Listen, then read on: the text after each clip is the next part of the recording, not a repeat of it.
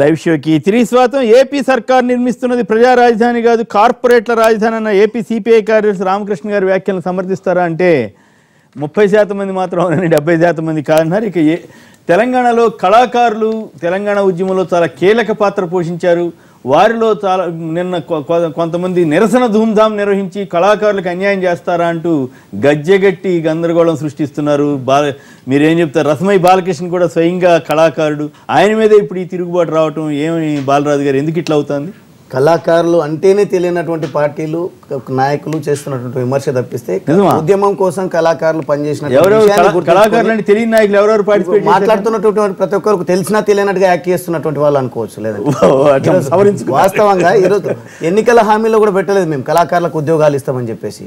కళాకారుల భాగస్వామ్యాన్ని, కళాకారులు పనిచేసినటువంటి తీరును ముఖ్యమంత్రి గారు కళ్ళారా చూసిండ్రు కాబట్టి వాళ్ళకి ఏదైనా ఒకటి ఉపాధి కలిగించాలనే ఉద్దేశంతోనే ఈరోజు ప్రభుత్వం పైన భారం పడ్డప్పటికీ ఉద్యోగాలు కల్పిస్తూ ఈరోజు వాళ్ళ లోపల ఆత్మస్థైర్యాన్ని పెంచుతూ ఈరోజు తెలంగాణ సంస్కృతిని చాటే విధంగా విస్మరించే ఆలోచన మాకు లేదు కాబట్టి ప్రతి ఒక్క విషయాన్ని తెరపైకి తీసుకొస్తూ ఎవరి ఊహకందని విధంగా ఈరోజు కళాకారులకు ఉద్యోగాలు ఇచ్చి కళాకారుల లోపల ఆత్మస్థైర్యాన్ని నింపినటువంటి ప్రభుత్వాన్ని కొనియాడేది పోయి ఈరోజు విమర్శలకు దిగుతున్నారంటే ఇంతకంటే నీచం ఇంకేం ఉండదు.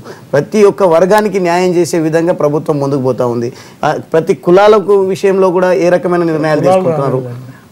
ఈరోజు భవనాలను మీరే ఇంతకుముందు అన్నారు, ఎవరు ఏమన్నా కానీ అధికారంలో ఏ పార్టీ ఉంటే ఆ పార్టీకి అధికారులు పనిచేస్తారని చెప్పేసి ఈరోజు విస్మరించినటువంటి కులాల గురించి మాట్లాడడం తప్పంటూనే కులాలతోనే రాజకీయాలు చేస్తున్న పార్టీలు ఉన్నాయి. కానీ ఈరోజు విస్మరించినటువంటి కులాలకు హైదరాబాద్ అటువంటి ప్రాంతంలో అడ్డా కల్పించి ఈరోజు ఆత్మస్థైర్యాన్ని పెంచే ప్రయత్నం, నిర్లక్ష్యానికి విస్మయానికి గురైనటువంటి వర్గాలన్నింటినీ కూడా పైకి తెచ్చే ప్రయత్నం చేస్తున్నటువంటి సందర్భంలో కళాకారులకు ఉద్యోగాలను కల్పిస్తున్నటువంటి సందర్భంలో లేని ఒక వినూత్నమైన ప్రయోగం. ఇంతకుముందు ఎప్పుడు ఇట్లా ఇంత మందికి ఇవ్వటం ఉద్యోగాలు ఇవ్వటం ఇవేం జరగలేదు.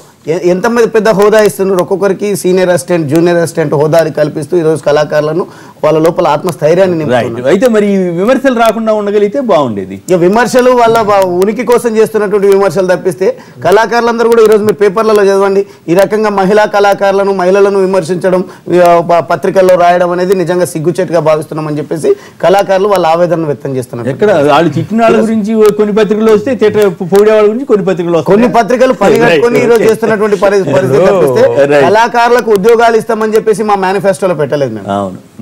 ఇటువంటి ఎన్ని ఉన్నాయి ఇవన్నటువంటి పక్క రాష్ట్రంలోనేమో ఇవన్నీ హామీలను రద్దు నెరవేర్చని సందర్భంగా రద్దు చేయమని పక్క రాష్ట్రాల్లో డిమాండ్ వస్తుంది. ఇక్కడనేమో ఇచ్చినటువంటి హామీలను అమలు పరుస్తూ ఇవన్నీ హామీలను కూడా ప్రజలకు ఉపయోగకరంగా ఉండాలి, ప్రజల లోపల ఆత్మస్థైర్యాన్ని పెంచాలి. వాళ్ళేమో ఇచ్చిన హామీలు నెరవేర్చకపోతే వాళ్ళు రద్దు చేయమన్నారు, మీరేమో ఇవ్వని హామీలు కూడా ఇచ్చేసేస్తున్నా ఉన్నారు. మీరు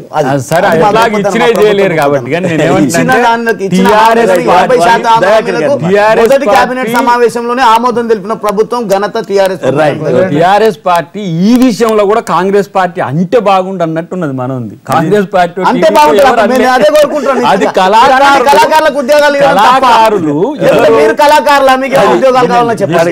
విష్ణు కిషోర్ కాంగ్రెస్ వాళ్ళే పెద్ద కళాకారులు. విష్ణు కిషోర్ చర్చను డివైడ్ చేయకండి. విష్ణు కిషోర్ తర్వాత దరువెల్లన్న కలిసి చేసిన ధూమ్ధామ్ వడ్డేపల్లి శ్రీనివాసు తర్వాత అంతుడుపుల నాగరాజు వీళ్ళు చేసిన అది. కళాకారులు అడుగుతుండ్రయ్యా 500 ఇచ్చినవు, ఎవరికి ఇచ్చినవు నాయన? ఇలా నాకు రసమయ్య కూడా మంచి మిత్రుడే. రసమయ్య చేత ఫైనల్ అయినాయా లేకపోతే మన సాంస్కృతిక సారథి మరి కేసీఆర్ వల్ల అయినాయా? ఎందుకంటే ఆయన హైదరాబాద్ కమిషనర్, ఆయన యాదగిరిగుట్ట చైర్మన్ ఆయన కాబట్టి కేసీఆర్. ఈ కళాకారుల ఫైనల్ కూడా మరి ఆయనే చేసిండా మా రసమయ్య చేసిండో నాకు తెలియదు. కానీ ఇప్పుడు జరుగుతున్న దాంట్లో వాళ్ళు కొంత లిస్టు పెట్టిండ్రు, ఒక 100 నుంచి 150 మంది ఆంధ్ర ప్రాంతానికి చెందిన వాళ్ళు ఉన్నారని, తర్వాత కళాకారులుగా ధూమ్ధామ్లో పనిచేయని వాళ్ళని, ఉద్యమంలో పనిచేయని వాళ్ళని. సరే కాంగ్రెస్ పార్టీ కళాకారులు టచ్ ఉందో లేదో కానీ నేనైతే కళాకారులతో ఈ 10 సంవత్సరాలు వాళ్ళతో మమేకమై తిరిగినా. రసమై నాకు చాలా ఆత్మీయుడు, దగ్గరవాడు. కానీ నేనేమంటున్నా అంటే కళాకారుల నుంచి వస్తున్న స్పందన అది, దానికి ప్రభుత్వం సమాధానం చెప్పేది పోయి వాళ్ళ మీద విరుచుకు పెడితే వాళ్ళు ఇప్పుడు అంతుడుపుల నాగరాజు ధూమ్ధామ్ వ్యవస్థాపకుడు కాడా? విష్ణు కిషోర్ ఎలాంటి తెలంగాణ పాటలు పాడిండో ఎవరైనా కాంగ్రెస్ పార్టీ ఏమైనా సంబంధం విష్ణు కిషోర్కు? లేకపోతే అంతుడుపుల మన దరువెల్లన్నకు ఉస్మానియా యూనివర్సిటీ ఉద్యోగాలు ఇవ్వలేదు, వాళ్ళకి లేవు. వాళ్ళే కదా ఈ రోజు బయటపట్టి అసెంబ్లీ బ్యాచ్ అంటే మాతోనైతే లేరు, మరి ఎవరితో టీడీపీతో ఉండడానికి అవకాశమే లేదు. వాళ్ళు ప్రభుత్వం మీద ఒక విజ్ఞప్తితో కూడిన ఒక నిరసన చేస్తున్నారు. దానికి ప్రభుత్వం పునరాలోచించుకోవాలి. 500 మంది కూడా మీరు దానికి ఒక సొసైటీ లెవెల్ కూడా లేదు కొమ్మినేని గారు, దాన్ని టెంపరీగా ఇచ్చింది. అది కళాకారులు ప్రభుత్వం మీద తిరగబడకుండా చేస్తున్న ఒక యత్నంగా మేము అనుకుంటున్నాం. ఇప్పటికి అబ్జర్వేషన్ రేపు వాళ్ళు పాడుతుంటే వాళ్ళు గతంలో పాడిన పాటలకు ఇప్పుడు వాడుతుంటే మాకు అనిపించింది సన్నాసనం చేసిండ్రు వాళ్ళు. ఎంత మంచి కళాకారులు అంటే వాళ్ళు పాడితే నాయకులు లేచి ఆడిన పాటల నుంచి ఈ ప్రభుత్వాన్ని పోవడానికి నేను చూస్తున్నా. వీళ్ళదేంది అది మొన్న మహానాడు టైప్ ఏమో పెద్ద బహిరంగ సభ అయింది కదా, వీళ్ళ పాటల కొరకు ప్రతి ఒక్కరు చూస్తారు. టిఆర్ఎస్ పార్టీ పాటలు అని అంటేనే తెలంగాణ ఉద్యమంతో మమేకమై ఉంటాయి కదా. ఇప్పుడు ప్రభుత్వంతో మమేకమైన తర్వాత అవి పాటలా లేకపోతే అవి ఏంటి ఏదో మామూలుగా ఒక పొగడ్తల కొరకు పాడినట్టుగా ఒక చేసినట్టుగా అనిపించింది తప్పితే రసమై దీన్ని నువ్వు ఆలోచించుకో, ఇప్పటికైనా పాటలు మార్చుకో. ఈ పందా కూడా ఇప్పుడు నీ మీద విమర్శలు వస్తున్నాయి కాబట్టి ఇది కేసీఆర్ తప్పించుకొని పక్కకు పోతే కానీ కళాకారుల లోకం చాలా నాకు తెలిసి ఒక 10,000 మంది ముఖ్యమైన కళాకారులు 500 మందికి ఇవ్వడం ద్వారా చాలా నష్టపోయినారు వాళ్ళని ఫీలింగ్ లో ఉన్నారు. వాళ్ళనైనా పిలిచి మాట్లాడండి మీరు, ప్రభుత్వం ఆ పని చేయాలి. గొప్ప కవి, గొప్ప కళాకారుడు, గొప్ప రచయిత, అన్ని విషయాల్లో అందరికి తెలిసి అప్లికేషన్ పెట్టుకోలేకుంటాడు. వాళ్ళకు వాళ్ళ అంబిషన్స్ వేరే ఉంటాయి.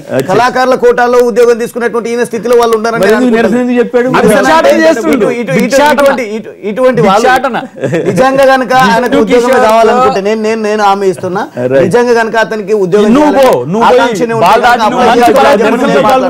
ఎమ్మెల్యేవు ఒక మంచి మంచి ఉదార స్వభావంతో విష్ణు కిషోర్ దగ్గరికి నువ్వే వెళ్ళిపో ప్రభుత్వం తరపున. విష్ణు కిషోర్ పేరు చెప్పారు కదా,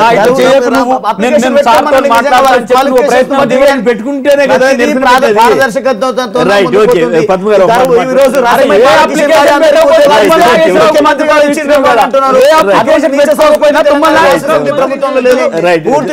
అధికారాలు రసమై బాలకృష్ణ గారు ముఖ్యమంత్రి గారు ఇవ్వడం జరిగింది. రసమై బాలకృష్ణ గారే అందరికి ఉద్యోగాలు ఇస్తున్నారు. ప్రభుత్వం లేదు కాదు కదా, ఇంటర్వ్యూలో ఉద్యోగాలు ఇచ్చిన తర్వాత ఇంటర్వ్యూ చేశారంట కదా కొందరికి, ఎవరు రాశారు ఎవరో రాస్తారు. అదంటే ప్రభుత్వ సమస్య అనకుండా పరిష్కారానికి బాలరాజు నువ్వు ప్లాన్ చేయాలి. నేనేమంటున్నా, నువ్వు మాట్లాడు ప్రభుత్వంతో. ఎవరైతే సాంస్కృతిక శాఖకు ఉద్యమంలో భాగస్వాములు అయ్యారు కదా, మీరు తీసుకొని రండి లిస్ట్. కాంగ్రెస్ వారి కింద ఇది ఆశ్చర్యకరమే. నిర్లక్ష్యానికి గురైనటువంటి కళాకారులు ఎవరైనా లిస్ట్ తీసుకొని రమ్మనండి. నిజంగా అదే ఆ లిస్ట్ తో పాటు కళాకారులు కానటువంటి కళాకారుడే మా పార్టీలకు రమ్మంటే రాలేదు. రసమైన మేము టికెట్ ఇస్తామని ఫస్ట్ టికెట్ రావాలి. మీ వైపు వచ్చినప్పుడు కళాకారులకు వేరు చేయాలి కదా.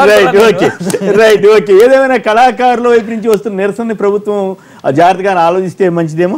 ఏపీ సర్కార్ నిర్మిస్తున్నది ప్రజా రాజధాని కాదు, కార్పొరేట్ల రాజధాని అన్న సిపిఐ ఏపీ కార్యదర్శి రామకృష్ణ వ్యాఖ్యలను సమర్థిస్తారా అంటే 33% మంది మాత్రమే అవునంటున్నారు, 67% మంది కాదంటున్నారు. ప్రభుత్వానికి అనుకూలంగా SMS వచ్చింది. SMS పంపించిన వారందరికీ కూడా ధన్యవాదాలు. వాసిరెడ్డి పద్మ గారు, గోవల బాలరాజు గారు, దయాకర్ గారు, దీవి శివరామ్ గారు అందరికీ కూడా ధన్యవాదాలు. ఇది నేటి వార్తా విశ్లేషణ కార్యక్రమం. నమస్కారం.